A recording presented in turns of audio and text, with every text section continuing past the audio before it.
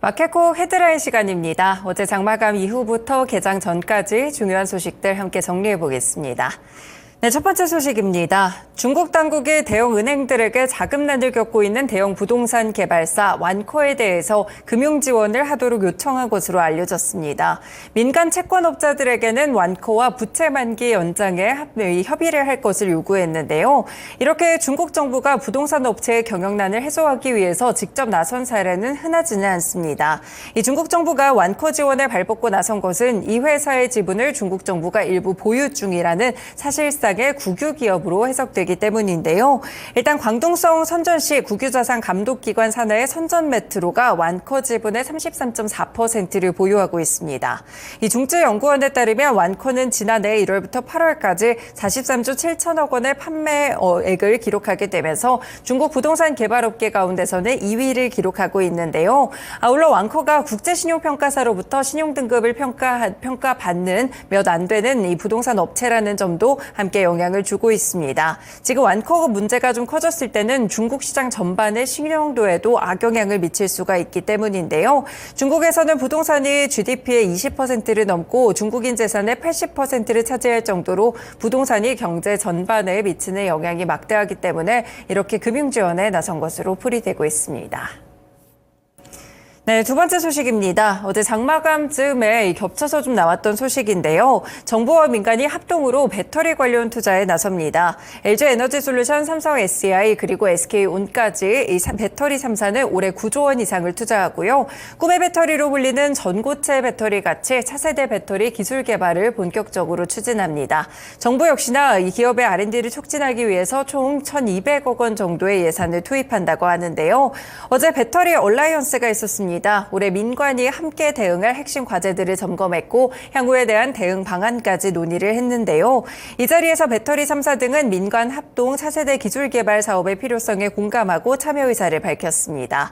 차세대 배터리는 기존 소재와는 다른 물질을 사용해 배터리 성능과 안전성을 획기적으로 높인 2차 전지를 가리키는데요. 우리나라는 배터리 3사를 중심으로 개별 기업 단위에서 개발을 진행해 왔습니다. 이번 과제를 통해서 국내 부품 소재, 장비, 셀까지 이 모두 포함해서 차세대 배터리 생태계를 조성하겠다는 것인데요. 이 정부는 2028년까지 1,172억 원 정도를 투입해서 전고체 리튬 메탈, 리튬황 배터리 같이 세 가지의 유망 배터리들을 개발할 계획입니다. 여기에서는 이 내용 외에도 민관이 함께 추진할 수 있는 다양한 주제들이 논의가 됐는데요. 보급형 배터리 개발을 위해서 현재 배터리 3사와 에코프로, LNF 등은 LFP 제품 관련 투자를 진행하고 있습니다. 산업부 역시나 지난해 LFP 배터리에 이어서 올해 나트륨 배터리 기술 개발 사업을 추진하게 되면서 민간의 기술 확보를 지원할 계획이라는 점 체크해 보실 수 있겠습니다. 네, 국내 배터리 관련 종목들에 대한 흐름들 확인해 보실 수 있겠고요. 또 전고체 배터리 관련 종목들이 어제 시간외에서 상승하는 흐름이 나왔습니다. 그렇기 때문에 배터리 3사를 포함해서 전고체 배터리 종목들까지 오늘장 흐름도 체크해 두시길 바라겠습니다. 네, 다음 소식은 비트코인과 관련돼서 다시 한번 원화 쪽으로 체크해 드릴 텐데요. 가상자산 대장주 비트코인이 어제 오후 4시 30분께 원화 기준으로 처음으로 1억 원을 돌파했습니다. 앞서서 2017년 11월 1,000만 원을 넘어선 지 76개월 만에 무려 10배 이상 오른 셈인데요. 지금 국내 1위 가상자산 거래소 업비트에서 돌파가 처음으로 나왔고요. 달러 기준으로도 72,000달러 넘으면서 사상 최고가를 갈아치우고 있습니다. 비트코인이 1억 원을 돌파한 것은 이렇게 역사상 처음 있는 일인데요. 지난 1월 미국에서 승인된 현물 ETF를 통해서 막대한 자금들이 지속적으로 유입된 효과입니다. 비트코인에 대한 수요 폭발이 결국 가격 상승으로 이어진 것인데요. 실제로 최대 자산운용사 블랙록은 현물 ETF 출시 이후에 2달 만에 20만 개의 비트코인을 사들였다고 합니다. 단일 상장사들 가운데서 비트코인을 최대로 보유한 마이크로 스트래티지보다 조금 더 큰 규모인데요. 40여일 정도 이 반감기도 좀 다가왔기 때문에 매수세는 조금 더 강해지고 있습니다. 지금 비트코인에 대한 공급량의 절반으로 주는 반감기가 다음 달 19일 전후로 발생할 전망이고 지금 가장 유력한 곳은 22일 정도가 꼽히고 있는데요. 네, 이렇게 반감기와 더불어서 영국 쪽에서 또 ETN과 관련된 호재성 뉴스들이 발현되면서 최근에 비트코인 가격은 계속해서 급등하는 모습들이 펼쳐지고 있습니다. 국내에서도 관련 종목들 확인해 보실 수 있겠죠. 우리기술투자나 하나투자증권, 위지트, 티사이언티픽 같은 종목들 대체적으로 비트코인 관련 종목들로 엮이는 그런 종목들인데요. 오늘장 흐름도 함께 살펴보시면 좋을 것 같고요. 최근에 하락장 속에서도 그래도 버티는 쪽이 이쪽이기 때문에 한 번 더 확인해 보시면 좋을 것 같습니다.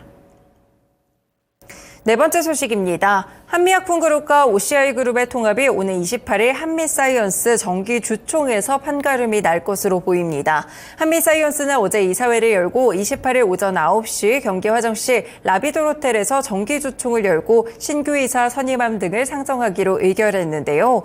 이날 주총에는 두 그룹의 통합을 추진한 회사 측이 제안한 이사진 6명 선임안과 통합에 반대하는 임종윤과 임종훈 한미약품 사장 측이 주주 제안한 이사진 5명에 대한 선임안이 각각 상정됩니다. 장차남 측도 애초 6명을 제안했지만 1명은 자진 사퇴했다고 회사 측은 설명하고 있는데요. 회사 측 후보자들이 만약에 이사로 선임이 됐을 때는 한미약품그룹과 OCI그룹의 통합은 계획대로 진행이 됩니다. 하지만 이후 사장의 후보자 측들의 이사들이 선임이 된다면 통합 계획이 변경될 수 있기 때문에 관련 종목들 살펴보실 필요가 있겠고요. 이와 더불어서 주총 안건과는 조금 별도로 주주 친화 정책과 관련된 추진 사항들을 보고받고 승인했다고 합니다. 관련 종목들 OCI그룹주들, 한미그룹주들 확인해 보실 수 있겠고요. OCI, OCI홀딩스, 한미사이언스, 한미약품까지 함께 확인해 보실 수 있겠습니다. 네, 지금 주총 시즌을 앞두고 여러 가지 잡음들이 좀 나오고 있는 기업들이 상당히 많은데요. 그중 하나가 방금 말씀드린 한미사이언스 그리고 이 OCI 홀딩스 합병과 관련된 그런 소식이고요. 한쪽으로는 금호석유화학도 체크를 해보셔야겠습니다. 금호석유화학이 정기주총을 앞두고 회사 측과 행동주의 펀드 차파트너스 자사운용이 연일 상대 주장을 반박하는 자료를 내면서 장외 공방을 이어가고 있습니다. 차파트너스가 주주가치 제고를 명분으로 금호석유화학의 자사주 소각을 요구하면서 이사회 독립성에 문제를 제기하고 박찬구 회장의 과거 발언까지 꺼내서 앞뒤가 안 맞는다라고 주장을 하자 금호석유화학은 이를 박철환 전 상무를 배우로 둔 경영권 분쟁 의도로 보고 전면 반박하는 모습들이 나타나고 있습니다. 앞서서 차파트너스는 금호석유화학의 주주가치 제고를 위해서 갖고 있는 자사주 전량을 소각하라는 주주 제안을 일단 제출을 했지만 박 회장 측은 3년간 50%만 소각하겠다면서 이를 거부했는데요. 박 회장 측은 차파트너스가 개인 최대 주주인 박철환 전 상무로부터 권리를 위임받아서 주주권 행사에 나선 것을 두고 소액주주 권리 제고 운동이 아니라 사실상 박 전 상무를 대리해서 경영권 분쟁을 일으키는 것이라고 보고 있습니다.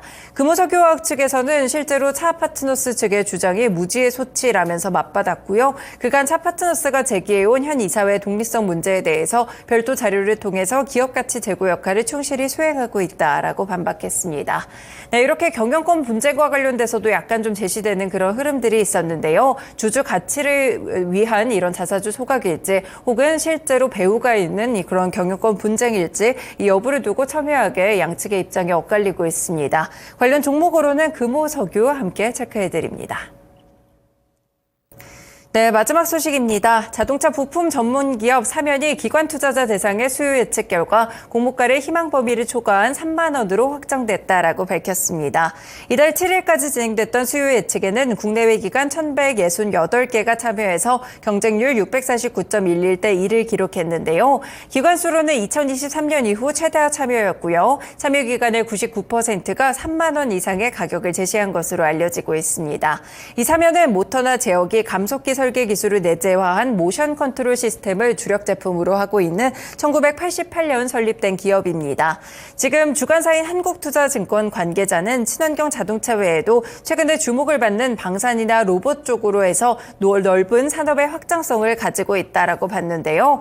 이렇게 사면은 오늘부터 내일까지 일반 투자자의 청약을 거쳐서 다음 주 21일 코스닥 시장에 상장할 예정입니다. 이 일정까지 알아두시면서 오늘 일반 투자자 청약이 시작된다는 점 확인해 보시면 좋을 것 같습니다.